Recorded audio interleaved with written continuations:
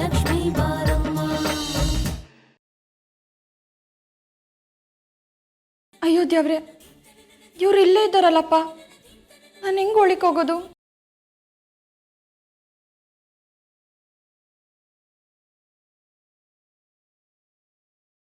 ನಾನು ನಿಮ್ಮಿಂದ ನಿಮಗೆ ಕಾಣ್ದೇ ಇರೋಷ್ಟು ದೂರ ಹೊರಟೋಗ್ತೀನಿ. ನಾನು ನಿಮ್ಮ ನೆರಳಲ್ಲೇ ನಿಮ್ಮ ಮನೇಲೆ ಅನ್ನ ತಿನ್ಕೊಂಡಿರೋದು ನಿಮಗೆ ಯಾವತ್ತೋ ಗೊತ್ತಾಗಲ್ಲ. ನನ್ನ ಗಂಡನ ಮನೆ ಋಣ ಇಷ್ಟೇ ಅನಿಸುತ್ತೆ. ಅದೇ ನನ್ನ ಪುಣ್ಯ ಅಂದ್ಕೊಂಡಿರ್ತೀನಿ. ಯಾಕೋ ಗೊತ್ತಿಲ್ಲ, ನಿಮ್ಮನ್ನು ಇನ್ನೊಂದ್ಕಿತ ನೋಡಬೇಕು ಅನ್ನಿಸ್ತಾ ಇದೆ.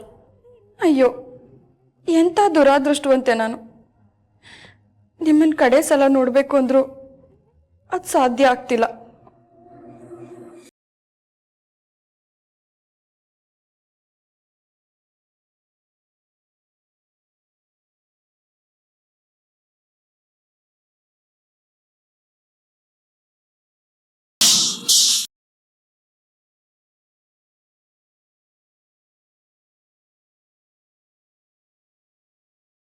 ಬಾ, ನಾಳೆ ಆಫೀಸಲ್ಲಿ ತುಂಬ ವರ್ಕ್ ಇರುತ್ತೆ. ನಾವೀಗ ಮಲ್ಕೊಳ್ಳೋದೇ ಸರಿ ಅನ್ಸುತ್ತೆ. ಸಿದ್ದು, ನನಗೆ ನಿದ್ದೆ ಬರ್ತಾ ಇಲ್ಲ.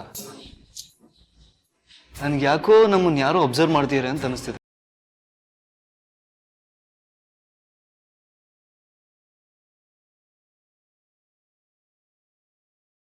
ನನಗೇನು ಆ ರೀತಿ ಅನಿಸ್ತಿಲ್ವಲ್ಲ. ಯಾಕೆ ನನಗೆ ಯಾರೋ ನಮ್ಮನ್ನು ಗಮನಿಸ್ತಾ ಇದ್ದಾರೆ ಅನಿಸ್ತಾ ಇದೆ.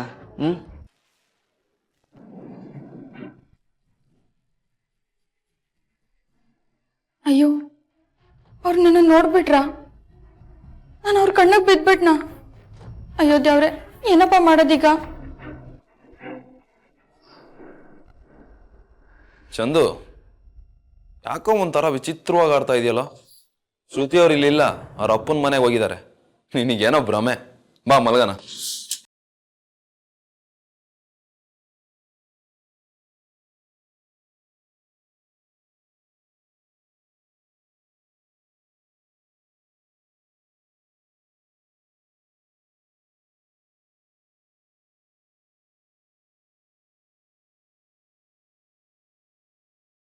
ನಾನು ನಿಮ್ಮನ್ನು ಬಿಟ್ಟು ಹೊಂಟೋಯ್ತೀನಿ. ನನ್ನನ್ನು ಮರ್ತು ಬಿಡಿ, ನನಗೆ ಕ್ಷಮಿಸ್ಬಿಡಿ.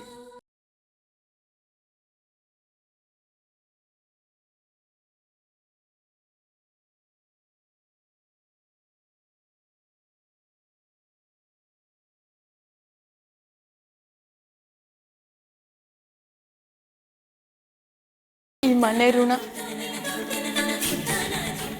ಇವತ್ತಿಗೆ ಮುಗ್ದು ಯಾವ ಜನ್ಮದ ಪುಣ್ಯನೋ. ಅಕ್ಕ, ಅವ್ವ, ರಾಮಣ್ಣ ಎಲ್ಲರೂ ಸಿಕ್ಕಿದ್ರು. ಆದ್ರೆ ಯಾವ ಜನ್ಮದ ಕರ್ಮನೋ, ಎಲ್ಲರನ್ನೂ ಬಿಟ್ಟು ನಾನು ಹೋಗ್ಬೇಕಾಗಿ ಬಂದದು. ಅಕ್ಕ ನನ್ನ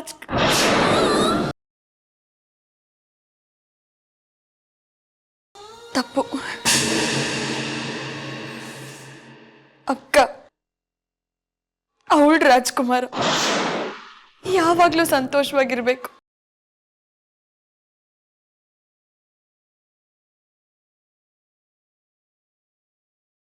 ಜೀವಮಾನ ಪೂರ್ತಿ ಇದೇ ಮನೆಯಾಗೆ ಕೆಲಸ ಮಾಡ್ಕೊಂಡಿರ್ಬೋದು. ಆದ್ರೆ ಅಕ್ಕ ಸಂತೋಷವಾಗಿರ್ಬೇಕು ಅಂದ್ರೆ ನಾನು ಈ ಮನೆ ಬಿಟ್ಟು ಹೋಗ್ಲೇಬೇಕು. ನನ್ನ ನೆರಳು ಅವಳ ಮೇಲೆ ಬೀಳ್ಬಾರ್ದು.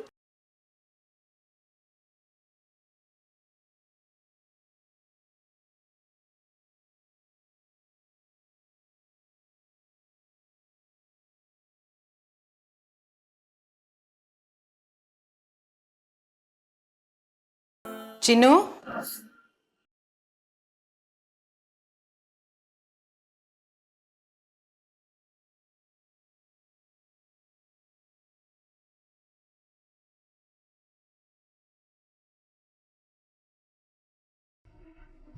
ಇದೇನಿದು ಬೆಳಬೆಳಿಗ್ಗೆ ಎಲ್ಲೋ ಹೊರಟಿರೋ ಹಾಗಿದೆ? ಅವ್ವ, ಅದು ದೇವಸ್ಥಾನಕ್ಕೆ ಹೋಗ್ತಿದ್ದೆ ಅವ್ವ. ನಾನು ನಿನಗೆ ನೆನ್ನೆನೇ ಹೇಳೋಣ ಅಂತ ಅಂದ್ಕೊಂಡೆ. ನಾನು ದೇವಸ್ಥಾನಕ್ಕೆ ಹೊರಟಿದ್ದೀನಿ, ನಿನ್ನೂ ಕರ್ಕೊಂಡು ಹೋಗೋಣ ಅಂತ ಬಂದೆ. ದೇವಸ್ಥಾನಕ್ಕೆ ಕರೆದ್ರೆ ಯಾರಾದರೂ ಬರಲ್ಲ ಅಂತಾರವ್ವ. ಪಂಡಿತ್ ವೆಂಕಟರಮಣ ಶಾಸ್ತ್ರಿಗಳು ಇಲ್ಲೇ ಹತ್ರ ದೇವಸ್ಥಾನಕ್ಕೆ ಬಂದಿದ್ದಾರಂತೆ. ನಾನೊಂದ್ಸಲ ಅವ್ರನ್ನ ಭೇಟಿ ಮಾಡಿದ್ದೀನಿ, ಆದರೂ ಇನ್ನೊಂದ್ಸಲ ಅವ್ರನ್ನ ಭೇಟಿ ಮಾಡೋಣ ಅಂತ. ಮನಸ್ಸಿಗೆ ಏನೋ ಒಂಥರ ಆತಂಕ, ಏನೋ ಕಳವಳ ಚಿನ್ನು. ಒಂದ್ಸಲ ಅವ್ರನ್ನ ನೋಡಿ ಮಾತಾಡ್ಸಿದ್ರೆ ಮನ್ಸಿಗೆ ಸಮಾಧಾನ ಆಗುತ್ತೆ. ನಾನು ಅವ್ರನ್ನ ನೋಡಕ್ಕೆ ಹೊರಟಿರೋದನ್ನ ಮನೇಲಿ ಯಾರಿಗೂ ಹೇಳಿಲ್ಲ. ನಿನ್ನನ್ನಾದರೆ ನಂಬ್ತೀನಿ. ನೀನು ನನ್ನ ಜೊತೆ ಬರ್ತೀಯಾ?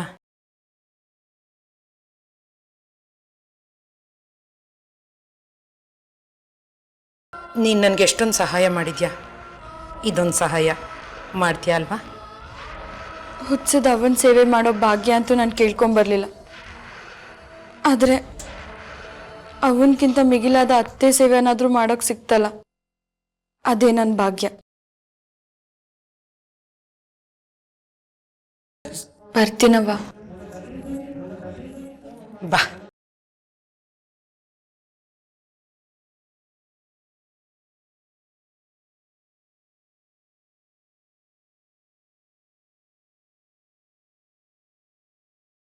ನಾನು ಮನೆಯಿಂದ ಹೊರಗೆ ಬಂದಿದ್ದೀನಿ ಅಂತ ಮಗಂಗೆ ಏನಾದರೂ ಗೊತ್ತಾದರೆ ತಕ ಅಂತ ಕುಣಿದು ಬಿಡ್ತಾನೆ. ಎಲ್ಲಿ ಬೈತಾನೋ ಅಂತ ಒಳಗೊಳಗೆ ಭಯ ಚಿನ್ನು. ಮಗನ ಬಗ್ಗೆ ಅಷ್ಟು ಭಯ ಇದ್ದವರು ಹೇಳ್ಬಿಟ್ಟೆ ಬರಬೇಕಾಗಿತ್ತು. ಹೇಳ್ದೆ ಬಂದಿದ್ದು ತಪ್ಪಲ್ವಾ? ತಪ್ಪು ಅಂತ ಗೊತ್ತು ನನಗೆ, ಆದರೆ ನಾನು ದೇವಸ್ಥಾನಕ್ಕೆ ಹೋಗ್ತೀನಿ ಅಂದರೆ ಖಂಡಿತ ಬೇಡ ಅಂತ ಅಂತಾನೆ. ಅದಕ್ಕೆ ಹೇಳಲೇ ಇಲ್ಲ. ಅದರಲ್ಲೂ ವೆಂಕಟರಮಣ ಶಾಸ್ತ್ರಿಗಳು ಅಂದ್ರಂತೂ ರೂಮಲ್ಲಿ ಕೂಡಾಕ್ ಬಿಡ್ತಾನೆ ಅಷ್ಟೇ ನನ್ನ. ಯಾಕವ್ವ? ಅದೇನೋ ನನ್ನ ಮಗಂಗೆ ಈ ದೇವ್ರು ಭವಿಷ್ಯ ಅಂದ್ರೆ ಒಂಚೂರೂ ನಂಬಿಕೆ ಇಲ್ಲ ಚಿನ್ನು.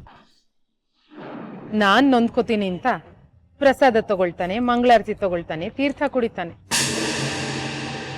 ಒಂದ್ಸಲ ಏನಾಗಿತ್ತು ಗೊತ್ತಾ? ಇದೇ ವೆಂಕಟರಮಣ ಶಾಸ್ತ್ರಿಗಳು ಅವನ್ ಕಂಟಕ ನಿವಾರಣೆ ಪೂಜೆ ಮಾಡಿ ಕಲಶಾನ ದೇವಸ್ಥಾನದಲ್ಲಿ, ಆತ್ಮಲಿಂಗೇಶ್ವರನ ದೇವಸ್ಥಾನದಲ್ಲಿ ಇಡಬೇಕು ಅಂತ ಹೇಳಿದ್ರು. ನನಗೋ ಅವತ್ತೇ ಹುಷಾರಿಲ್ಲ. ಹರಸಾಹಸ ಮಾಡಿ ಒತ್ತಾಯ ಮಾಡಿ ಚಂದೂನ ದೇವಸ್ಥಾನ ಕಳಿಸೋ ಹೊತ್ತಿಗೆ ಸಾಕಾಗಿ ಹೋಗಿತ್ತು. ಅಲ್ಲದ್ ಏನಾಯ್ತೋ ಏನೋ, ಅಲ್ಲಿಂದ ಬಂದ ಮೇಲೆ ಆತ್ಮಲಿಂಗೇಶ್ವರನ ದೇವಸ್ಥಾನದ ಹೆಸರು ಹೇಳಿದ್ರೆ, ವೆಂಕಟರಮಣ ಶಾಸ್ತ್ರಿಗಳ ಹೆಸರು ಹೇಳಿದ್ರೆ ಸಾಕು, ಸಿಡಿ ಸಿಡಿ ಅಂತ ಸಿಡಿತಾನೆ, ವಿಚಿತ್ರವಾಗಿ ಆಡ್ತಾನೆ. ಏನಾಯ್ತು ಅಂತ ಮಾತ್ರ ಗೊತ್ತಿಲ್ಲ. ನನಗೋ ಶಾಸ್ತ್ರಿಗಳ ಮಾತು ಕೇಳಿದ್ರೆ ತುಂಬಾ ಸಮಾಧಾನ ಸಿಗುತ್ತೆ, ತುಂಬಾ ನೆಮ್ಮದಿ ಸಿಗುತ್ತೆ. ಅಯ್ಯೋ ದೇವ್ರೆ, ಇದೇನಾಗೋಯ್ತು? ಈ ಮನೆ ಬಿಟ್ಟು ಹೋಗುವ ಅಂದರೆ ಅವ್ವ ನನ್ನನ್ನು ದೇವಸ್ಥಾನಕ್ಕೆ ಕರ್ಕೊಂಬಂದ್ಬಿಟ್ರು. ಇಲ್ಲ, ಯಾವುದೇ ಕಾರಣಕ್ಕೂ ನನ್ನ ಗಂಡನಿಗೆ ಅಕ್ಕನಿಗೆ ಅವರಿಬ್ಬರ ಸಂಬಂಧಕ್ಕೆ ಏನೂ ಆಗಬಾರ್ದು. ನಾನು ಈ ಮನೆ ಬಿಟ್ಟು ಹೋಗಲೇಬೇಕು. ದೇವಸ್ಥಾನದ ಕೆಲಸ ಎಲ್ಲ ಮುಗಿದ್ಮೇಲೆ ಮನೆಗೆ ಹೋಗಿ ಬಟ್ಟೆ ತೊಗೊಂಡು ಹೊರಟ್ಬಿಡವ.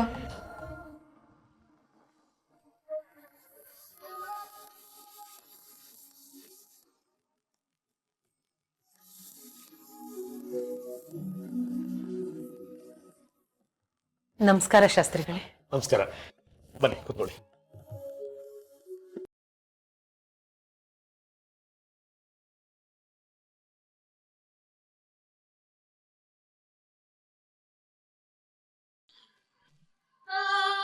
ಈಕೆ ಯಾರು?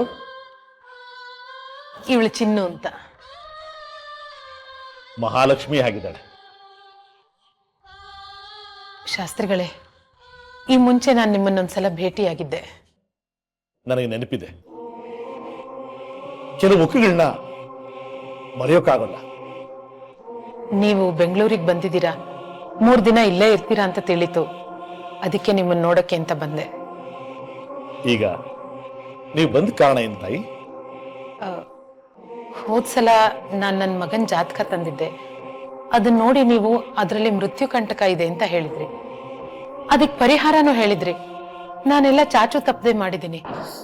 ಆ ಕಂಟಕ ಕಳೀತಾ ಏನು ಅಂತ ತಿಳ್ಕೊಬೇಕಿತ್ತು. ಜಾತಕ ತಂದಿದ್ದೀರಾ? ತಂದಿದ್ದೀನಿ.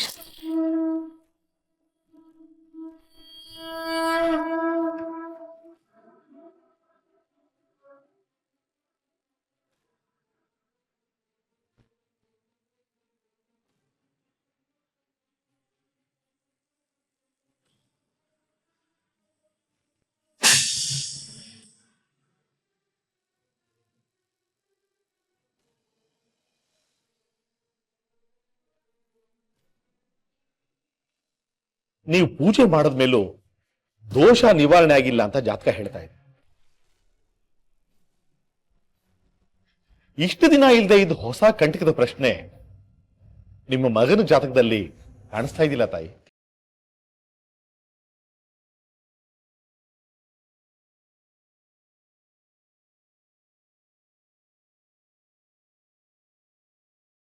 ಮನಸ್ಸಿನ ಮೂಲೆಯಲ್ಲಿ ಒಂದು ಅನುಮಾನ ಇದ್ದೇ ಇತ್ತು. ಅದನ್ನು ಪರಿಹರಿಸ್ಕೊಳ್ಳೋಕೆ ಬಂದಿದ್ದು. ನನ್ನ ಅನುಮಾನ ನಿಜ ಆಗೋಯ್ತು. ಕಂಟಕ ಅಂದ್ರೆ ಏನು ಶಾಸ್ತ್ರಿಗಳೇ? ನನಗಿರೋನು ಒಬ್ಬನೇ ಮಗ, ಒಂದೇ ಕನಸು. ಹೆದರ್ಕೋಬೇಡಿಮ್ಮ.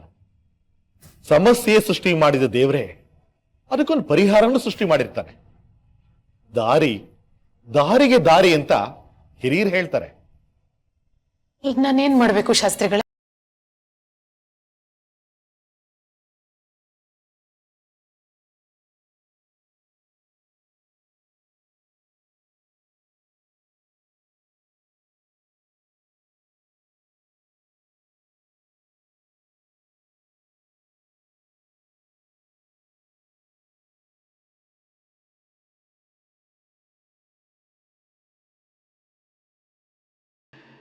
ನಿಮ್ಮ ಮಗ ದೀರ್ಘಾಯುಷ್ಯವಂತನಾಗಿ ನೆಮ್ಮದಿಯಾಗಿ ಬಾಳೋ ಎಲ್ಲಾ ಸೂಚನೆಗಳು ಕಾಣ್ತಾ ಇವೆ.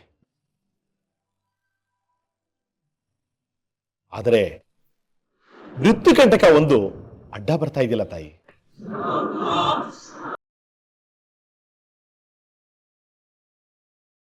ಪ್ರಶ್ನೆಗೆ ಉತ್ತರ ಇದೆ ಅಂತ ಹೇಳಿದ್ಮೇಲೆ ಭಯ ಯಾಕಮ್ಮ? ಕಂಟಕ ನಿವಾರಣೆಗೆ ಖಂಡಿತ ದಾರಿ ಇದೆ.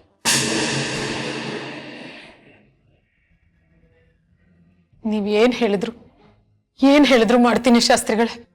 ನನ್ ಪ್ರಾಣ ಬೇಕಾದ್ರೂ ಕೊಡೋಕ್ ತಯಾರು. ತಾಯಿ ಮಕ್ಕಳನ್ನ ಪ್ರೀತಿಸೋ ರೀತಿ ಎಂಥವ್ರಿಗೂ ಅಚ್ಚರಿ ತರುತ್ತೆ. ನಿಮ್ಮ ಆತಂಕ ನನಗೆ ಅರ್ಥ ಆಗುತ್ತೆ ತಾಯಿ. ಒಬ್ಬ ತಾಯಿಯಾಗಿ ನೀವು ಮಾಡಬೇಕಾದ ಎಲ್ಲ ಕರ್ತವ್ಯವನ್ನು ನೀವು ಮಾಡಿ ಮುಗಿಸಿದ್ದೀರಿ. ಇನ್ನೇನು ಬಾಕಿ ಇಲ್ಲ.